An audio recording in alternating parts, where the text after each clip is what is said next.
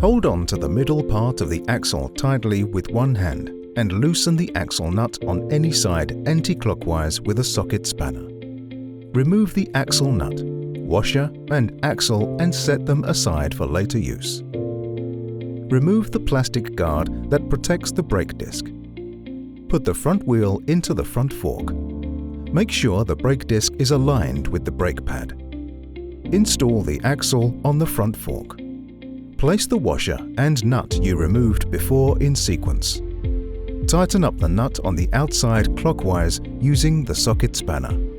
Cover the dropout cover on both sides. Now you can flip the bicycle 180 degrees and put down the kickstand.